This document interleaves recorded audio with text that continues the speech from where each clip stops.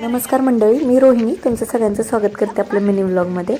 आज सकाळी सगळी कामं झाल्यानंतर आंब्याच्या झाडाखाली गेलो तर एवढे सगळे आंबे पडले होते. रात्री पावसाचं वातावरण झाल्यामुळे आंबे खूप पडले होते खाली आणि इथं मी आणि आयुष सगळे आंबे गोळा करायचं काम करते.